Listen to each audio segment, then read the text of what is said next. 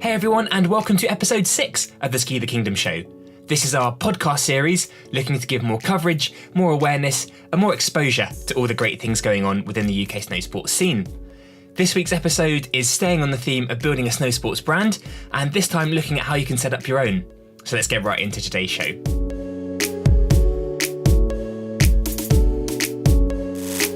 First of all, starting off with a roundup of some of the highlights from this past week in the UK snowsports scene, and it's been great to see so many entries coming in for the Planks Grassroots video competition. We've had entries from Mike Howe, Mason Flannery, Emery, Tom Greenway, Mason Ferebee, and it's been really cool to see so many of these entries really focusing on footage from the UK domes and dry slopes. We'll link all in the description below. Good luck to the guys that have entered, and can't wait to see the final entries that come in before the deadline on the 24th of September. Really exciting news coming from the Welsh snowsports scene this week, that there's plans to build an international standard new indoor snow dome in the Welsh town of Merthyr Tydfil. There's been more and more announcements recently of proposed new snow domes to be built in the UK, and I think even if only a small percentage of them actually do get built, it's a great thing for our scene to have more domes up and down the country for everyone to use and enjoy. We know there's lots of people working really hard behind the scenes in Wales right now to build and develop their snowsports scene there, Rob Taylor in particular. And it's just super exciting to hear that hopefully Wales will get their own snow dome, and it's another great facility for UK skiers and snowboarders to enjoy. Staying on the theme of snowsports facilities, it's been great to see that ahead of this winter, Kidsgrove Ski Centre have just taken delivery of a brand new box to add to their amazing freestyle setup already. If you haven't been to the Kidsgrove slope, it's a really special and really unique one, so definitely put it on your calendars to go check out. A great date would be the 11th of November 2017, as that's when they're hosting their annual Oatcake Jam freestyle competition. We were there last year, and it's just a really great day to get down and enjoy the slope when lots of people are there, really pushing each other and, just having a great time. So 11th of November 2017 is Oatcake Jam number 4. Put it in your diaries, and we hope to see lots of you there. And finally this week, UK ski brand AfterJam announced they're going to be hosting their first ever event. It's a freestyle and race competition held at Gloucester Ski Slope, and it's going to be on the 3rd of February 2018, so put that date in your diaries as well.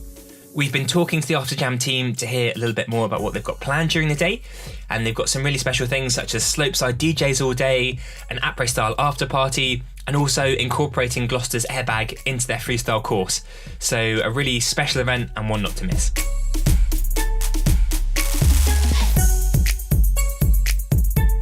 So last week on the podcast, we talked about setting up a UK snowsports brand, and this week we're staying on the same theme and talking to one of the founders of AfterJam, Nate Wilde.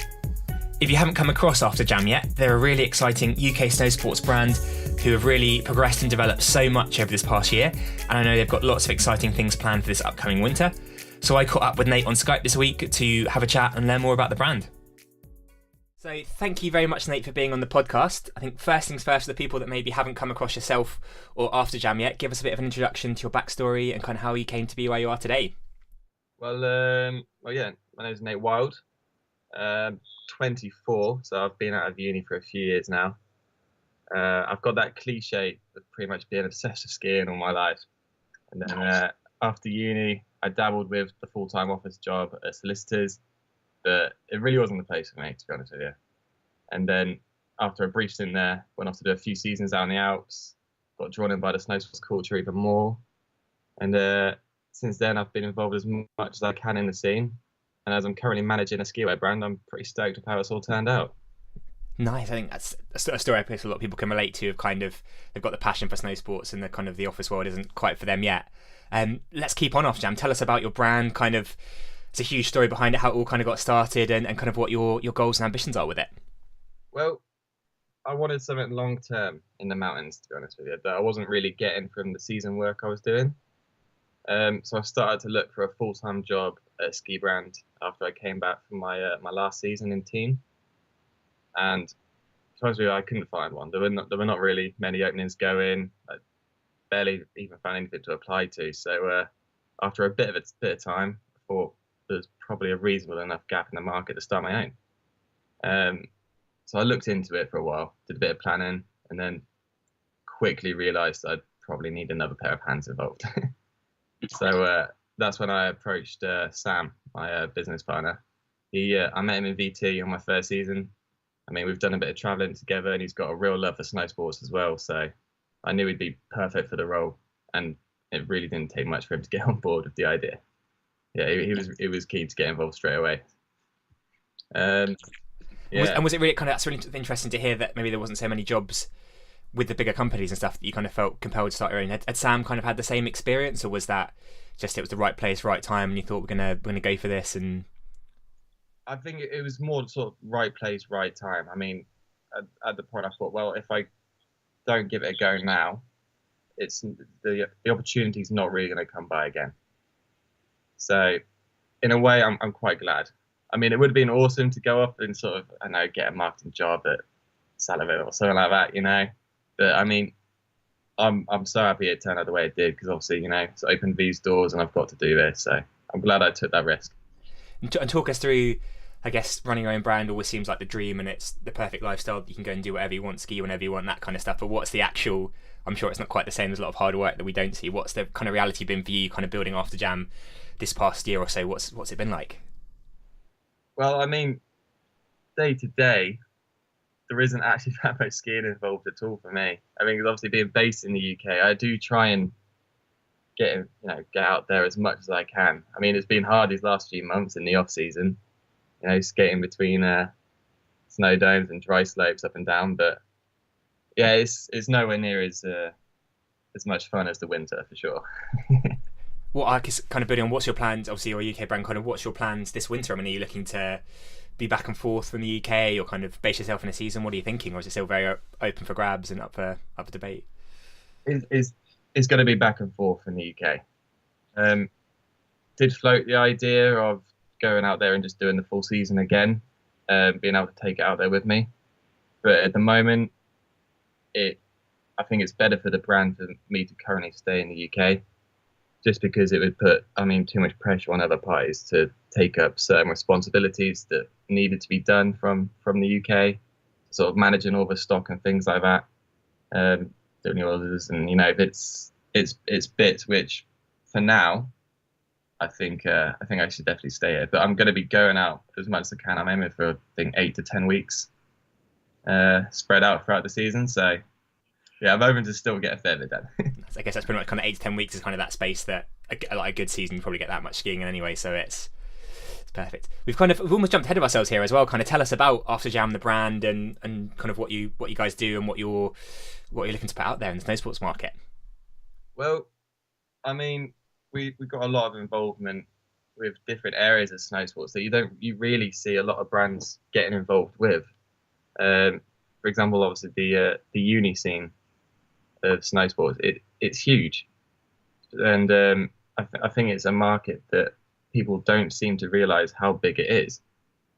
So obviously we try and focus a lot of the stuff on the unis. I mean, both of us have skied in the uni scene, but I mean, obviously we don't want to then just close ourselves off to other bits.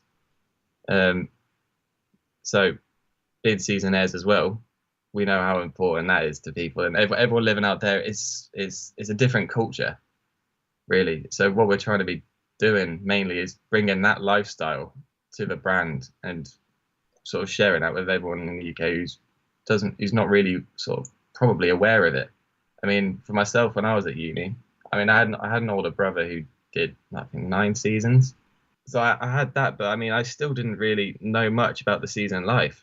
I mean, even though we would go skiing or snowboarding and whatnot all the time together, I didn't really know much about that lifestyle until I did a season for myself. So I'm hoping to sort of shed a bit of light of that and blend the two worlds together.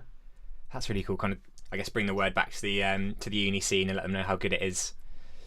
This lifestyle fair. And I guess we have a bit of connection as well. We both were Loughborough University. I was trying to work out whether we never worked out whether we met during a session there, but both, I guess, we got to ski and compete and see all the scene there and stuff. What draws you? Obviously, you and I both know how good the university scene is. What is it about it that you love so much, would you say? Well, I mean, it's hard. They've got the elements that I like about the uni scene can be found in almost every other part of like snow sports. I mean, they've all got that desire to go out and just ski or snowboard wherever, and you know, everyone wants to be improving all the time, and it's always that community of everyone helping each other out, and you know, it's something that can just be found throughout all elements of the snow sports world, to be honest. And then obviously, you know, the unis love to party as well, so that's always a bonus. I guess that kind of blend, that crossing over between the season life, I guess it's very similar way of living, lots of hard work, lots of skiing, and then lots of lots of fun, lots of socialising for sure. Yeah, no doubt. There's I think the that sort of après factor is pretty big wherever you go. You want to come on as well. It's obviously very easy with technology these days, social media, Instagram, everything. You can make a logo, make a brand, and you're up and you're out there in the world, and you can obviously push out whatever you want. What's kind of to build the, we've seen kind of, I've seen AfterJam, the hard work you put in, you've kind of gone from strength to strength and actually built it up as a real solid brand over this past year. Kind of what are some of your tips for people that maybe want to, I guess obviously it's a dream life to own your own brand and do it. What are some of your tips to people that may be in your shoes where you were a year ago? What would you be telling them after having this year of experience that you've had working away? Well, it's been a long process for sure. And you're right, the new technology and the sort of the powers of social media have been huge factors. But I mean, unfortunately, it still doesn't make it as easy as you ideally want. There's been a lot of research involved. I mean, we were planning every aspect of the brand and making sure everything was in the right place for months before we launched AfterJam. I mean, it took us a lot longer than we were expecting, and but it was worth it. It was worth it, though. I mean, we're stoked with how it's turned out, and we're doing a lot better than we're expecting to be at this stage.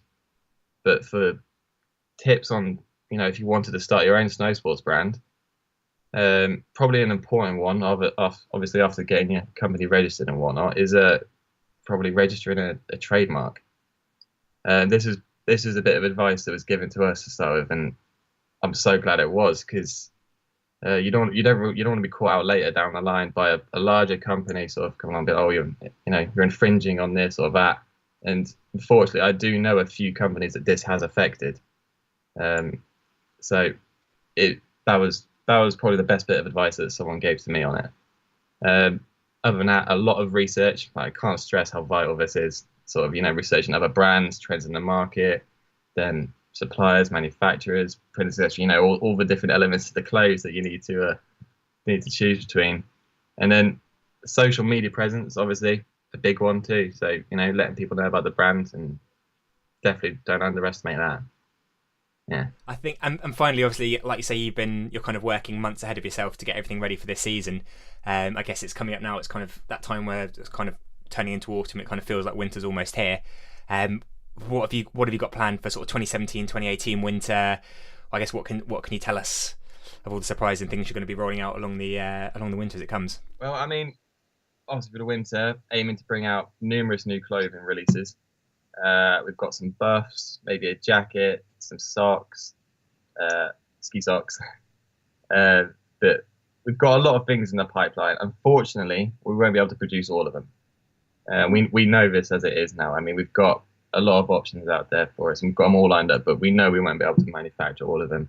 But they do all look awesome, and I'm going to be really excited whichever ones we end up deciding to launch for our winter line.